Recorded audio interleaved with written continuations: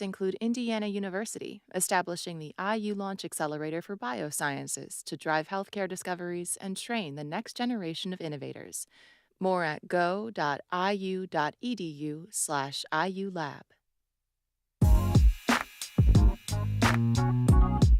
Welcome to Studio 2. I'm Avi Wolfman-Arndt. And I'm Cherry Gregg. Happy Thursday. Happy Thursday. Avi. So a big... Friday Eve, as I call Friday. I like that. We're almost at the weekend.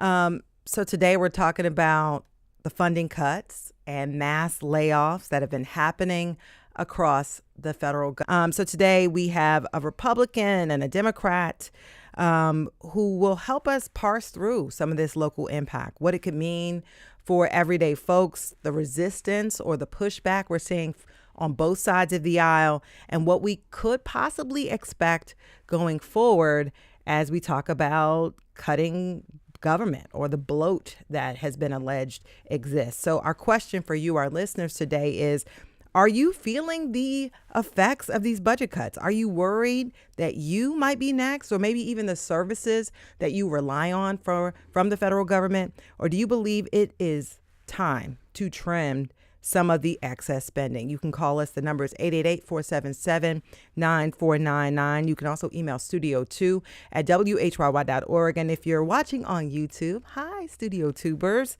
drop your question or comment in the chat. Yeah, and this has been a slow drip. Well, maybe slow is the wrong way to put it. Yeah, because it's been less than a month. Tomorrow is one month. There's been news about this almost every single day, including this morning. News about layoffs at the IRS and some other agencies. So there's something about this every day. At some point, we knew we were going to stop and talk about it in depth. Happy to do that today. Would love to hear from you. Yeah. 888-477-9499. Yes, we can talk about the individual cuts. We can talk about the individual policies. But we can also talk about the broader issue of, is the federal government too big? And if it were to be reduced, how should it be reduced? Yeah. Does it need to be this fast? Should it be slower? People might have mixed thoughts on this. Sure. Yeah. Yeah. Studio2@whyy.org is the email. And again, YouTube, drop those comments in the live chat. And now, a trio of local news stories, Cherry Gregg. And the first story, I have to say I'm tempted to take a little bit of a victory lap, because I brought this issue up on the show about a year ago. And I got some pushback when I brought it up. I said that it felt like Philadelphia's preparations for the 250th anniversary of the nation's birth in 2026, summer of 2026, felt a little bit light. Compared to what we've seen in the past, like in 1976, 1926, and 1876. Yeah. And there was a whole big story in the Inquirer today about just that topic and investigating perhaps why there seems to be fewer transformational projects associated with the 250th anniversary celebration. Because historically, Philadelphia really has been the place. It has. For these big birthday bashes for America. The 100th, the 150th, the 200th. 250th, there are some big events coming to Philadelphia, including like all-star games and the like, the World Cup. But in terms of big projects, not a lot cooking. So this story dove into why and what it means, because now Boston might be taking the lead on the 250th. Yeah, I remember when we talked about this and we got the email from the president of the Philadelphia 250 organization. Was it an email? I didn't remember. We got an email and they were like, we're here. We've been doing work. And but it wasn't a lot of talk about it. And we actually brought them on the show. Sure. Did a segment. Yeah, we did a whole segment with them talking about this. Yeah. But, it is interesting. We are going to be spending tens of millions of dollars on the festivities around the 250th. I think the state has about $60 million plus dedicated to this. The city is dedicating or proposing about another $40 million, a lot for security. But you're right. There's no major, we got the Ben Franklin Bridge at one of these big celebrations. That was unveiled. We aren't getting anything big like that. And even 50 years ago, which was considered kind of like a whimper compared to the past ones, the Mann Center. You ever gone to the Mann Center? It's wonderful. That was built around the bicentennial. The African American Museum, bicentennial. The new, where you go to see the Liberty Bell. Yeah. That was built for the bicentennial. So, these have progressively Gotten over smaller time and gotten smaller. smaller Yeah. and less successful. And I'm not saying that money should have been spent on this. Maybe there's better ways to spend that money. I do think, as the story points out, COVID's a huge part of this. Yeah. Because there were plans dating back more than a decade to make this a bigger thing. And then COVID happens and all of the resources and the attention, rightfully so, Shifted. Yeah. And I will say that, they had in the Inquirer article, they had quotes from former Visit Philly executive Michael Newmas, who heads the planning for this 250th celebration. He says they have been working on this. 2026 is a priority in this administration, and that it will be a big deal putting Philadelphia on a global stage. Oh, yeah. You can but still the have a big party. You can still have a big party. It's a matter of the lasting impact, right? Because these were big legacy projects that changed the city. It did. And it doesn't seem like we have that kind of a project pending right now. Let's stay in Philadelphia. Yeah. Story number 2. Well, local reporting and social media posts about alleged harassment directed at Chubby Chicks, a cafe in Center City, has sparked some unexpected backlash against neighboring businesses.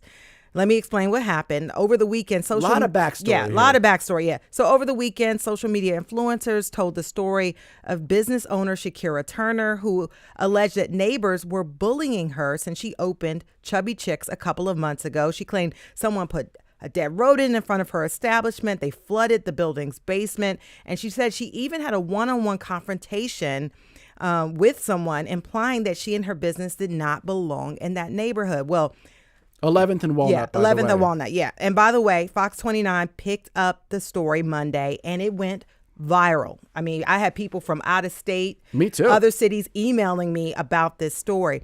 People started flooding Chubby Chicks with support thanks to more social media influencers who picked up the story. But what happened was folks also started to write negative reviews of neighboring businesses. I'll note that initial reporting on this story did not specify who the neighbors were that were complaining. And so folks just started putting horrible Yelp reviews about the businesses that were surrounding the area. So Turner, the business owner from Chubby Chicks, took to social media asking people to not leave bad reviews for those negative businesses and to actually go in and change the reviews. Take a look at what she had to say. I just wanted to come on here really quick and make a little message. Please, please, please don't harm the other businesses. Hilo Taco, Scoop DeVille, they have nothing to do with what's going on. Like nothing whatsoever. Those businesses support us. We support them. Please don't harm them. Yeah. And so this kind of went on and on. And so other media outlets jumped on this as well. And Action News, our news partner 6ABC, had reached out to the Condo Association for a response. And their lawyer issued a statement that said the association has not been privy to specific interactions between the restaurant and neighborhood residents. However, he said there have been unsubstantiated reports that harassment is taking place on all sides. The association condemns any such behavior and supports legal action against the perpetrators. But this story shows how things can get out of hand and there be collateral damage. A couple comments. First, Chubby Chicks and Scoop DeVille, by the way, are great names for a restaurant. Yeah.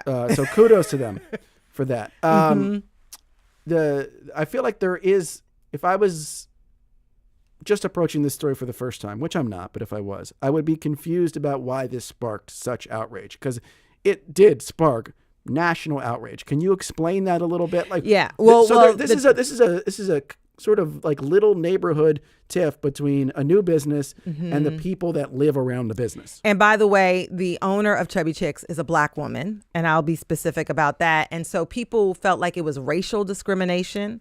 And to be clear, if you couldn't tell from I guess if you're not watching the YouTube channel, and so people sort of like flooded to help her because they felt like she was being targeted because of her race. And so, and just so you know, this area, 11th and Walnut, has all different types of businesses there. And so that's why I think people flooded in and said, we want to help her because they felt like she was being targeted as a Black business owner. All right, story number 3 now. Real quick. Because we didn't do it yesterday. Why didn't we do this story yesterday? I don't even know. I don't know. Sometimes, whatever. It's a chaotic morning. It happens. Story number 3, you might have heard yesterday, the SS United States. The most famous ship that's no longer in Philadelphia is no longer in Philadelphia. This was the famous ocean liner that set a world record for how fast it got from Europe to America, and then just sort of sat in Philadelphia for a long, long time with all these grand plans to revive it. They never came to fruition, and finally, a local government, a county government down in Florida, bought the thing to sink it and turn it into a reef for snorkelers and whatnot. So the ship finally left its longtime Bye-bye. home in Philadelphia. Bye-bye. Goodbye to the USS United States. You sound a little too gleeful with that bye-bye. Well, we've been talking about this for over a year. Oh, About no, whether you or are not, gleeful? No, I'm just saying that they said it was going to go, then it wasn't going to go, then it was Okay. going back and forth. Okay. And now they're finally gone. I will say that, I've lived in Philadelphia the entire time that I've been here. That ship has been there. Yeah, me too. So I don't even know what it's going to feel like down there without the ship. I think it'll feel like there's no ship. Yeah, I Yeah, think more but or it's less. such a part of the waterfront. It is. So it's gone. A lot of people were sad to see it go. By the way, if you're still invested in this story, Yes. you can track the ship via GPS, apparently. So you can track this thing's journey. There we There have it it on the is. YouTube channel all the way. It's past the Delaware Bay now. It's into the big, bold Atlantic Ocean and on its way to the Gulf Coast of Florida. Yeah, and by the way, right now I just tracked it. It's just south of Ocean City, Maryland. So the track it's going. I mean, you probably you ever drive been there. to Ocean City, I Maryland? have, as a Marylander. We used to go there in the summer. Yeah. Wild How about place. you? Yes. Yes. I got some stories for off air about Ocean City, Maryland. Ooh. You might need a martini That's for that. neither here nor there. Here and there today is our discussion about Donald Trump's attempts to trim the federal government. You might Yes. even say slash. We want to hear your opinions about all of this. Give us a call, 888-477-9499, or email studio2@whyy.org. We'll be right back.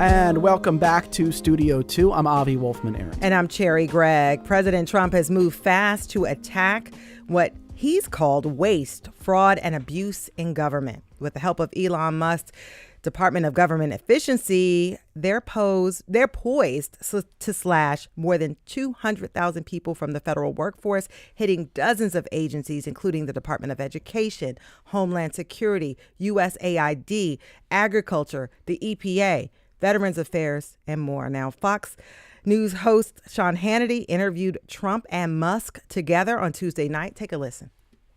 Look, what all we're really trying to do here is restore the will of the people through the president. And what we're finding is that there's an unelected bureaucracy. Speaking of unelected, there's a vast federal bureaucracy that is implacably opposed to the president and the cabinet. Now, locally, billions of federal dollars that go to our states have also been frozen. Delaware, New Jersey, and Pennsylvania have all filed suits over those suspended funds. There are NIH cuts threatening medical research at our local universities, and tens of thousands of federal workers that live in the tri-state region are at risk.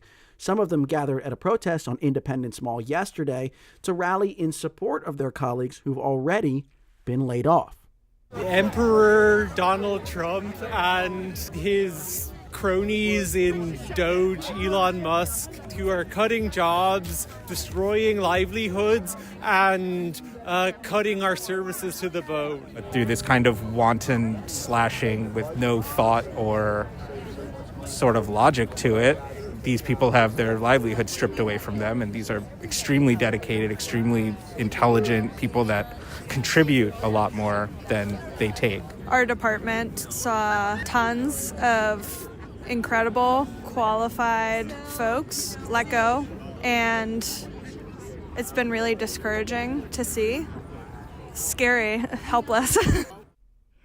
Now, are these cuts a long overdue belt tightening for a bloated government, or is this mistargeted overreach that's slashing crucial programs? We have two guests joining us today. Across from me in our Philadelphia studio is State Representative Malcolm Kenyatta. He represents the 181st District, and he is a vice chair for the Democratic National Committee. Malcolm Kenyatta, welcome to Studio 2. Happy to be here. Thanks so much for joining us. And also joining us by Zoom is Farah Jimenez. She's a Republican political commentator who writes for Broad and Liberty and Politics PA. Hey, Farah, welcome back to Studio 2. Thanks for having me again. Our question to listeners and viewers today: are you feeling the effects of these cuts?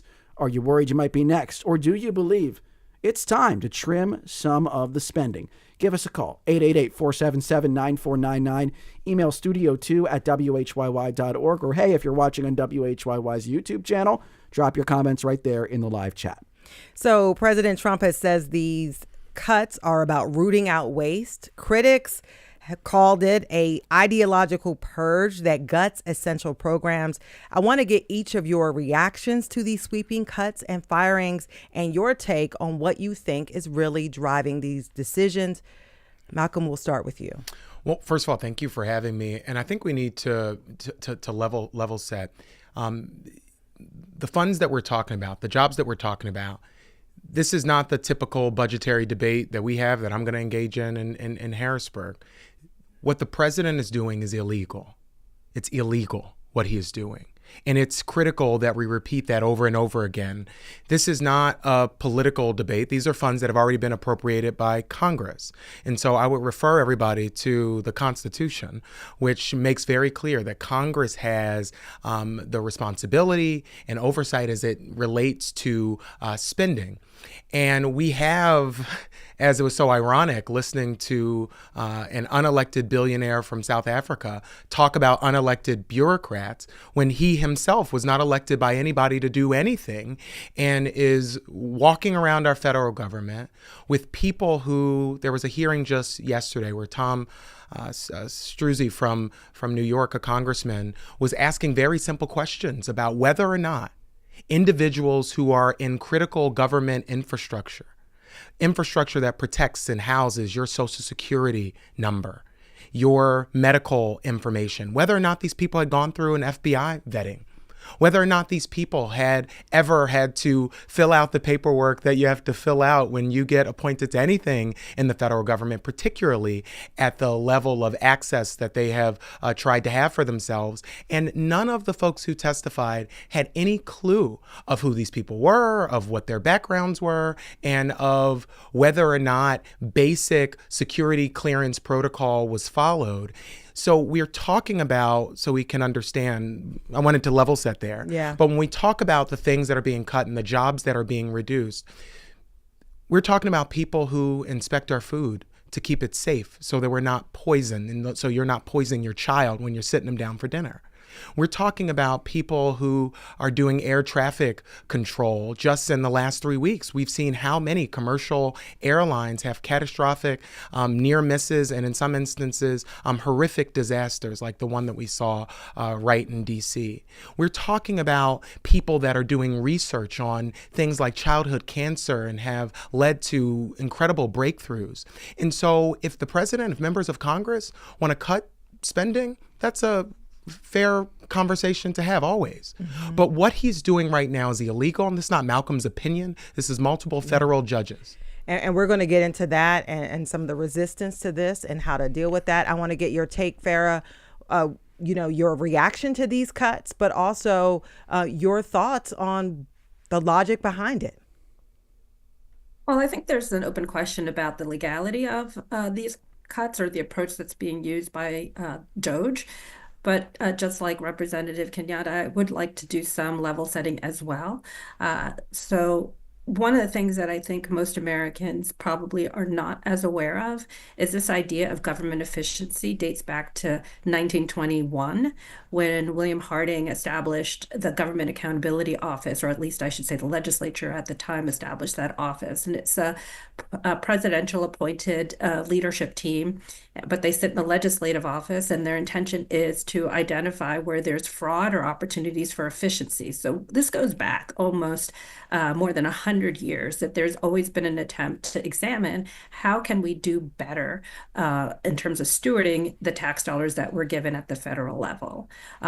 More contemporary is under Bill Clinton, when Al Gore, when he was a sitting vice president, ran a program called the National Partnership for Reinventing Government. And the idea there was also looking at government efficiency. They slashed 200,000 jobs from the federal government. They claimed to have saved a couple of $1 billion, and they consolidated 80 government agencies. That's a lot, but when you consider the fact that today we're employing 3 million federal workers, and we're also have a budget, not a budget deficit, but rather a national debt burden that approximates $36 million and is basically costing every American taxpayer $100,000 on their back of debt that they carry. It becomes a national security issue if we're unwilling to really examine how our funds are being stewarded and whether or not there are opportunities to cut. Yeah. The biggest places to cut will always be entitlement spending. But that's the third rail of politics. Who is going to decide to cut? Yeah, that's what I was going to ask you. That's the best place to cut. But you're not going to touch that, or you're going to avoid it as best as possible, because it's a place that people really rely on. That they count on the Social Security payments or SSI payments or disability payments. Those things are critical. So that is not part of what's being examined. That's part of the Department of Government Efficiency. Well, let me ask you on that point, though, because we do have a lot of callers and comments, and I want to start getting them in. But yeah, please. If all this does is eliminate some jobs from the federal bureaucracy, whether they should have been eliminated or not, if you're a deficit hawk, I just wonder how much that even accomplishes, because as you rightly point out, there has been a rise in non-defense spending as a percentage of GDP over the last 20-some years. But much of that is driven by Social Security, Medicare, Medicaid, you mentioned SSI. So even if you do that, and let's say you do it in a good way, does it actually address the problem that conservatives have raised consistently over the last few decades, that the federal deficit is out of control? Or are you kind of just spinning your wheels in the mud here? Well, I don't think it's an issue that's only been raised by conservatives. Any economist on the right or the left should be arguing that there's reason to be concerned from a national security perspective, because who is carrying our debt? And in some instances, it's our national enemies. China carries a significant burden of our debt, and so we have reasons to be concerned. I do agree that if you really want to get at the national debt burden, you're going to have to deal with the entitlements. But Representative Kenyatta could probably explain the political consequences of suggesting that approach. No, Farah, I appreciate a lot of what you said, but I think, again, I'm going to constantly challenge this frame. This is not about cutting government spending. At the same time, we're having this conversation about the indiscriminate firing of critical federal workers, some of whom worked on our nuclear facilities, who were, quote unquote, fired by as an accident. Sure. Yeah. This is rampant incompetence. Some of whom So were what is the literally aim? working. Hold on. Some What of is the whom, some of whom, Avi, as well, because this is so important for people to understand. Some of the people who were also fired indiscriminately were literally working on containing the bird flu, which is destroying the livelihoods of so many of our small farmers all across Pennsylvania. Our number one industry is agriculture. So if you want to cut government spending, one of the things you might not want to do is give a $400 million no-bid contract to the guy who's supposed to be cutting government spending. I mean, Elon Musk, the Department of Defense. The armored The armored But let me- Teslas. They also are proposing right now, Avi, and I apologize for interrupting, but they're also proposing $4.6 trillion tax cuts. And so you can't tell me that we should be celebrating $55 billion of quote unquote savings while also advocating for increasing the federal debt by $4.6 trillion. But the reason I want to get in here, I think you guys actually agree on this point, which is that if you just cut federal jobs, if that's all you end up doing is looking for efficiencies in the federal bureaucracy, that ultimately it's a drop in the bucket in terms of the national debt. So if that's not what's driving it, Representative Kenyatta, what do you think is driving what we're seeing right now? None of this is really complex. And Donald Trump is not a deeply complicated person to understand. He wants to cut the things that we need, that working families need, so that he can fund tax cuts for billionaires. If you look at his first time in office, the only thing that he accomplished of deep substance was the 2017 Tax Credit and Jobs Act, but there were no jobs. There were just a bunch of tax credits. And that's not Malcolm's opinion. Independent economists looked at this and said that it cost us trillions of dollars without providing any real offset in terms of savings or economic growth. Right now, as a part of the budget reconciliation, there is a proposal. We talked about the third rail of politics, but it is being crossed. There's a proposal right now by Republicans in Congress to cut $830 million from Medicare and Medicaid programs. And there's a lie on social media that $2.7 trillion of Medicare spending is going internationally, or just some things. Unfortunately, I look at the dark, crazy parts of the internet, so people don't have to. And so I think in general, what makes this so frustrating to people who want to be serious about making government work more efficient is that is a genuine conversation to have. That is not what is happening. That's not what's happening right now. And in 1 second, I'm just going to bring in a caller. We have Leah from Northeast Philadelphia, who just is one of the people who was let go from the federal government. Leah, you're on Studio 2. What's your question or comment? Hi. So thanks for taking the call. I have a comment and a question. So my comment, first of all, is I was just terminated today from the IRS. And, my job was created as part of a congressional order to restaff and increase the budget of the IRS so that we can do our job and we can, get better at tax collection, which if you're talking about budget and deficit is a critical, matter of federal jobs and federal employment and federal function. But my job was terminated by executive order. So one thing we're talking about is whether or not we need to shrink the size of the government. That's one question. But then the second question is, what about the checks and balances? Why is my job being cut by executive order when Congress deemed it necessary only 4 years ago? Yeah. And there doesn't seem that there's any rhyme or reason or process to any of this. Mm-hmm. It's being done haphazardly. My manager didn't know what day we were going to get terminated. She found out we were terminated when we got the email and she was copied. Wow.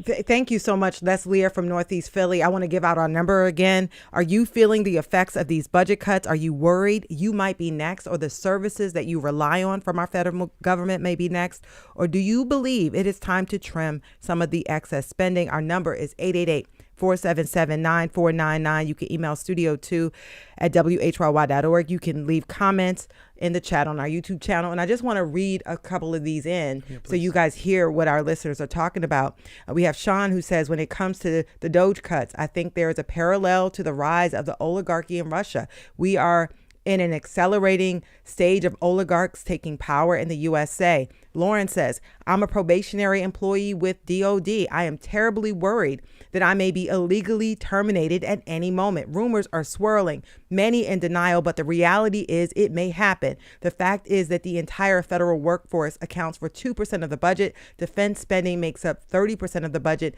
many of which are Elon's contracts. And so, Farrah, I want to ask, and Malcolm, I want you to weigh in. Talk about the method of this.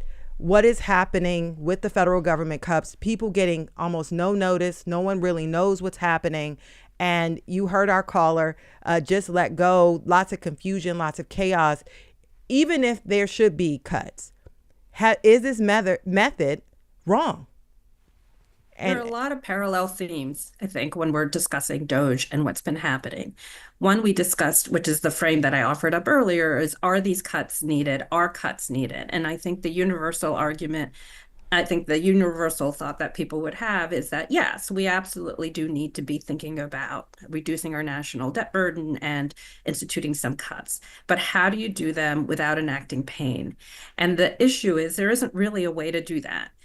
But the approach that I think the administration is currently employing is one that you more likely would see in the private sector and employed in the tech industry. And it has been employed by Elon Musk in all the businesses that he's taken over, which is to approach it with a wrecking ball, really create some disruption and see what shakes out. I don't think that is the optimal approach when you're dealing with government work, because there's a complexity to the delivery of those services. I myself run a nonprofit, and you can imagine the level of anxiety that arises because while we may not be as impacted or as directly funded by government, many of the funding sources that we get are indirect recipients of federal dollars. And so there are downstream effects of the approach that these cuts have been taken. I think a lot about the young people who we serve who are applying for federal financial aid. The last 2 years have been an absolute disaster in the administration of FAFSA. So you have one more year now with a level of instability at the U.S. Department of Education. Maybe nothing happens to federal student aid, but that kind of anxiety that's being produced and arising for those employees, one could argue would have a downstream effect in terms of the appropriation and the delivery of services. Can I ask you something as a follow-up, Farrah? You described Elon Musk's past behavior, and it really comes out of that Silicon Valley ethos, move fast and break things. And you said you don't think it works for government. So why doesn't it work for government? But then what is the best way, if people agree that there should be cuts to the federal workforce, what's the best way to do that in your opinion? I think it doesn't work in the federal government because the interplay, a lot of government resources aren't expended just on those employees. They have to hire a lot of contractors. So yes, we can take even a look at the $400 billion contract that Elon Musk has received from the federal government. It's because NASA itself cannot build some of the technology that it wishes to employ to deliver services nationally and internationally. So it contracts that work out to get more efficient delivery of that innovation. So there's an argument for that. And I think that's part of the reason is that even when I look at some of the things that were cut in the U.S. Department of Education around research, that research was solid, valid, and actually informing efficiency and effectiveness of the investments being made by the federal government in education. Yes, you get rid of it, you save $1 billion, but there's possibility that there's a consequence the downstream effects.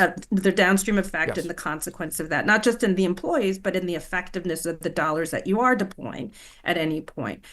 The challenge is that there was an interesting tension between Elon Musk, as I understand it, and Vivek Ramaswamy, who wanted to take different approaches to how to employ DOGE. And so Musk, coming from Silicon Valley, has approached it with this wrecking ball kind of strategy, which I think is animating some of the base who get very excited about the fact that there's, I guess, if you look at Milei from Argentina, who was using the buzzsaw to say he's going to strip government, he's Talking going about to get Javier rid of Milei, things, yeah. right? Yeah. Exactly. Javier Milei.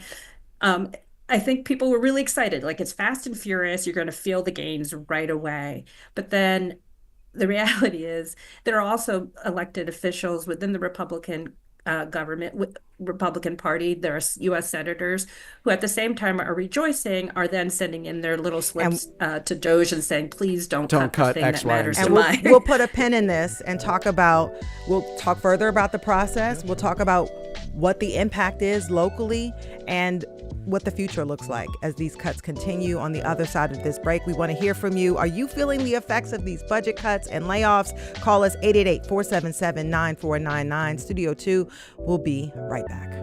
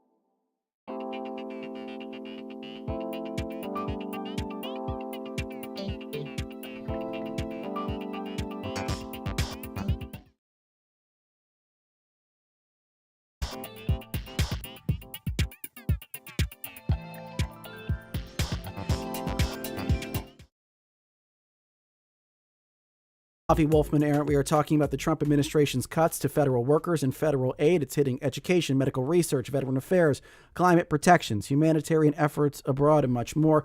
So is this a much needed right sizing, or is it detrimental to critical programming? Yeah, our guests today are Farah Jimenez, a Republican political commentator. We also have Malcolm Kenyatta, a Democratic Pennsylvania state representative for the 181st District and a Democratic National Committee vice chair. Our question for you, our listeners, is this. Are you feeling the effects of these budget cuts? Are you worried that you or services you receive might be next? Or do you believe that it's time to trim some of the excess spending? Our number is 888-477-9499. Our email is studio2@whyy.org. And if you're watching on our YouTube channel, be sure to drop your comments or questions in the chat. I want to read a couple of comments that we received. Rude comments. My husband is a federal employee, and the only thing holding the line for his position, including not forcing us to leave New Jersey and move to D.C. just so he can keep his job, is his union and his union contract. Steve comments, Congress hasn't done anything to cut spending in the last 4 years. So Steve feels like it's time to do something. And JTC 1964X comments, they did not take the time to research both excellence and waste in government before making these cuts. There is no way they can make informed decisions on thousands of positions in this amount of time. Kate comments something that echoes what you said earlier, Representative Kenyatta. This is all about taking money from programs that need it to fund tax breaks and programs that help billionaires. But at the same time, we're saying that this is really not all that much money, even if you cut half the federal workforce. When you look at the federal budget, that doesn't really change the equation all that much. And a lot of our other commenters are saying this is not about money. This is about power. This is about taking people who might be in the way of a power grab and clearing them out. When I asked you what you think is behind that, Representative Kenyatta, that wasn't the explanation that you gave. So do you think that is part of the equation here? No, so it was a part of a broader explanation. But as I said, I want to repeat this. This is not complex. This is about ripping away the critical services that our families depend on, all of your listeners right now, and giving the coffers and the authority of our government to the hands of a few billionaires that fund the campaigns of members of Congress. But I think you're right. These two things, to do that effectively and to do it in the sweeping way that you want to do, you have to neuter the current democratic system of checks and balances.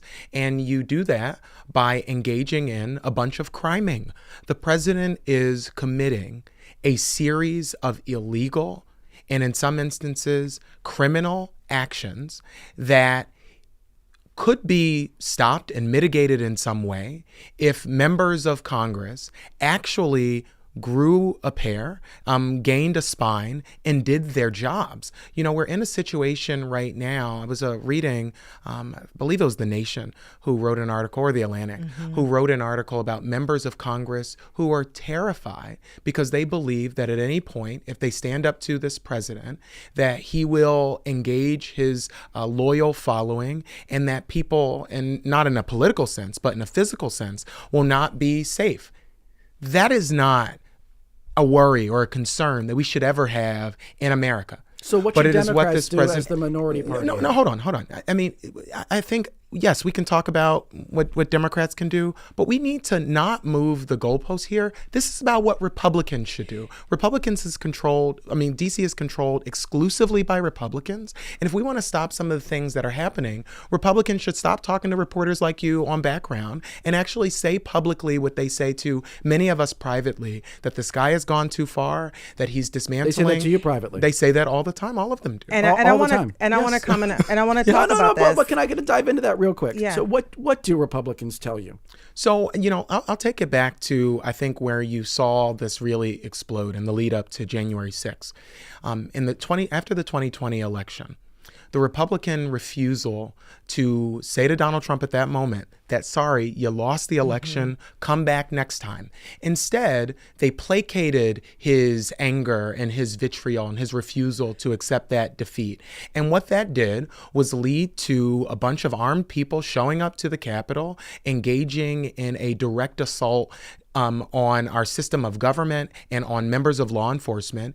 And what that did was calcify a fear that a lot of them already had, that they can never go, against what the president says. And it's why he puts out little memes on the official White House page declaring himself king. It's why he continues Even to local hold... lawmakers feel that.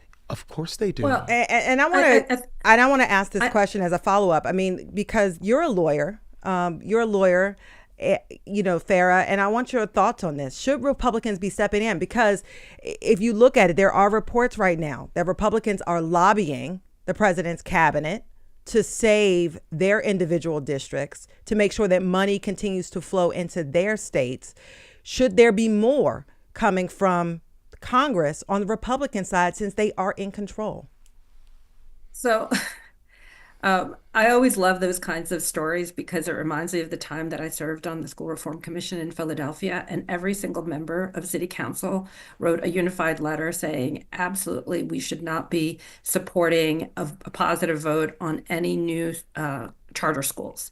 And then individually, every single one of them wrote a letter saying, can you vote supporting this particular charter in my neighborhood? So that level of hypocrisy is always present in politics, because in the end, there are values that you want to be viewed as supporting and sustaining at a national level, but you're also interested in protecting the needs and concerns of your district. So we're going to continue to see that hypocrisy. I don't see that changing at any level. But what I will tell you is, as a unified body of a unique coalition of individuals who ended up electing Donald Trump in a historic re-election, the narrative has to shift. And I would counsel Democrats to think about how to step away from the kind of old divisive language of suggesting that Donald Trump does not have the support from the electorate, because he does. He won in a historic way. That being said, it doesn't mean that everything that Donald Trump does is appropriate, is within the bounds of what we understand to be the way our separation of powers works. And I think there's legitimacy in some of those arguments. So we have the Impoundment Control Act, that what was a check on Nixon's attempt to unilaterally X out spends that had been made by the legislature. But I will tell you, subsequent to the Impoundment Control Act, almost every president subsequent to that, Republican and Democrat, has attempted to get rid of that because it doesn't allow them to make some decisions around how best to spend money. And since they're the oversight over the executive, there's an argument that legislature can appropriate, but at some point the executive should have some authority about making those decisions. But that is a minority decision, though. That is, very few people think that it's legal for the president to be able to impound funds under that act. And so no, I don't. I'm not disagreeing with that. I Okay. think that's absolutely the case. I think the Impoundment Control Act stands for itself, and the legislation is quite well written. There is a way to do that. Apparently, I don't know. I think I'm told there's a bit of a workaround that has been employed in the past, but it's not efficient, and it probably requires some act of Congress. And that slows down. If you have a wrecking ball approach you're going to be using, a la Silicon Valley, you don't want to be slowed down. You want to go as fast as you possibly can. But I do think in the end, we are a nation of laws, and we do have to abide by them. And if it means things will be slowed down, they'll be slowed down. And my belief is that the legislature wants to maintain its own powers so that it continues to be a check on the executive and the judiciary, as our founding fathers intended all of our three systems of government to work. But some people, based on the actions of Congress so far, say that actually the members of Congress don't really want that responsibility, that they're happy to basically let the executive do what it wants and they don't have to suffer the consequences. They just sort of fade into the background. You don't think that's the case? No, I think legislature has been happy not to let the executive do what it wants, but rather to let the agencies do what they want. So what they've done is they've allocated in broad brush dollars to various federal agencies. And then the agencies themselves, through their leadership, have made some determinations about how to best deploy those funds. And I think that's the argument that the Musk and the Donald Trump have against what I guess they call the deep state, is that there are individuals who are not elected, who are not appointed by those who are elected, who are making determinations on the deployment of those funds. And that, I think, is a cause of concern. So people who are as concerned about Elon Musk unelected making some unilateral decisions around spending, there are thousands of employees within the federal government who are doing very much the very same thing. And that should also be concerning. But it sounds like the legislature should be stepping up and doing its job. That the legislature should, that Congress is not doing enough, that Congress is weak in this case, and they should be pulling the coattails of the president. Yeah, I think Farrah, I do want to thank you for a lot of the comments that you've made, frankly, because you have shown more willingness to engage rationally than most members of Congress. And we have to be able to have conversations across the political, I don't even want to call it divide, but across our country with people who have different ideas. But I want to underscore one of the things Farrah was just talking about at the close of her comments. When we talk about individual federal agencies creating effectively regulation, first of all, I think we should talk about how that process happens. It's not a couple of people sitting in a room deciding. When a regulation, for example, a regulation that says you can't put mercury in our water, that was a big thing that came after the Clean Water Act, which was one of the acts that has been under assault by conservatives who have, Farrah, I don't want to speak for you in terms of your view, but who have used legal arguments that at least touch on what Farrah was saying in her close. What Congress has basically said with the Clean Water Act and many others is that I, as a member of Congress, I'm not an expert on water, right? But I am an expert on understanding that my constituents should be able to drink clean water. Sure. So what we're going to do is appropriate money to hire individuals who are specialists and who have the expertise. And then those experts are going to come in and decide how that happens. But even that expertise is not deployed in a vacuum. Whenever a federal regulation comes down, it is a long, arduous process that includes multiple rounds of public comment, that includes multiple rounds of congressional and executive review. And what the president is doing is throwing all of that out to say, I alone should decide what the will of Congress is. That is illegal, and we should underscore that over and over and over again. I want to read a couple comments. We have on YouTube, we have Yelena who says it's for the Republicans to step up if they agree this has gone too far. We're just hysterical Democrats with a sense of empathy, to which Judy says, well said, Yelena, these are babies in suits. Rodney says, it is not Trump's job to cut the federal budget. The Constitution gives Congress the power of the purse.